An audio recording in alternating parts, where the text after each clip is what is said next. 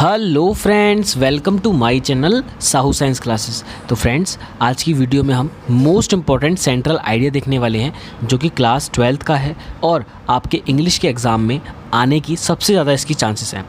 A thing of beauty, ठीक है, अ thing of beauty ये एक पोएम है जिसका हमें सेंट्रल आइडिया आज करना है इस वीडियो में, और जो कि बहुत ही इंटरेस्टिंग वे में मैं आपको समझाऊंगा और बहुत ही इजी लैंग्वेज में, छोटा सा है।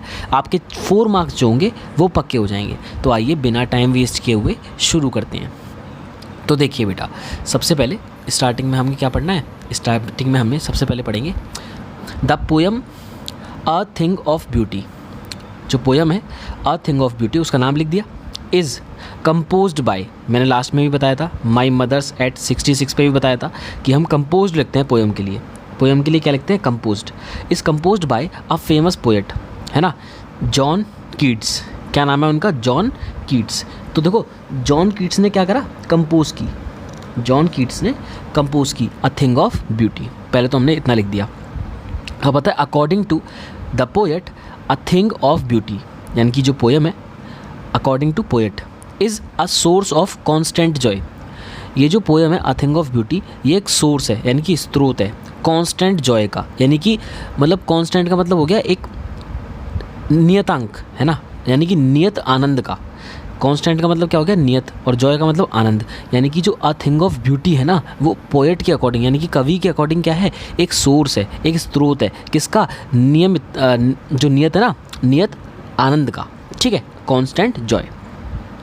Beauty can be found everywhere. जो ब्यूटी है, सुंदरता है, कैन बी फाउंड एवरीवेयर, वो हर जगह मिल सकती है। कहीं भी आप देखें, नेचर को देखें, है ना, किसी को भी देखें तो आप सुंदरता देख सकते हैं, पा सकते हैं, फाइंड कर सकते हैं, फाउंड कर सकते हैं।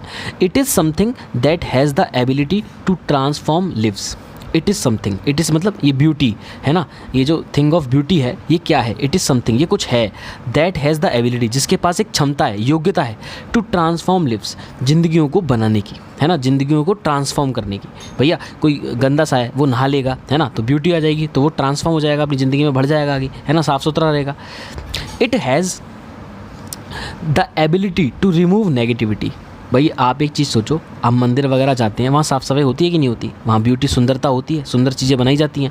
तो नेगेटिविटी को हटाने के लिए तो बनाई जाती है चारों तरफ। आप किसी चीज़ को साफ़ सुथरा रख रहे हो, ब्यूटी रख रहे हो, तो इसका मतलब नेगेटिविटी हटे। तो it has the ability to remove negativity, remove यानी कि हटाना नेगेटिविटी को। Beauty never dies. देखो, सुंदरता कभी मरती नहीं है। इट इज़ एंडलेस, ये हमेशा क्या होती है? एंडलेस होती है, ख़त्म नहीं होने वाली, and infinite. It can be any object, ये कुछ भी हो सकता है, ये कोई नेचर ऑब्जेक्ट हो सकता है, नेचर हो सकता है, टेल्स यानी कि कहानियाँ हो सकती हैं, ETC कुछ भी हो सकता है। इट कैन बी एनीथिंग, है ना। A thing of beauty in this poem are the sun. तो इस पोएम में अ थिंग ऑफ ब्यूटी में है क्या? जो हमारे थिंग है वो एक्चुअली में क्या है? वो है the sun, the moon, ETC, ठीक है। अब लास्ट में एक लाइन लिखी है क्या? कि truth is beauty and beauty is truth. जो सच होता है वो सुंदरता होती है, और जो सुंदरता होती है वही सच होती है, ठीक है। तो देखा आपने कितना इजी था ये हमारा सेंट्रल आइडिया, जो कि मैंने आपको पूरा समझा दिया। तो आप यहाँ से स्क्रीनशॉट ले सकते हैं अ थिंग ऑफ ब्यूटी का, ये रहा, और बहुत ज़्यादा इजी है, मैंने आपको समझा दिया। आई होप आपको समझ में आया हो। 3-4 मिनट में पूरे आपके 4 मार्क्स पक्के हो गए। फ्रेंड्स क्या शेयर कीजिएगा, आपके हाफ ईयरली एग्जाम में भी आने के सबसे ज़्यादा चांसेस हैं। मिलते हैं बहुत जल्द नेक्स्ट वीडियो में। Good bye guys.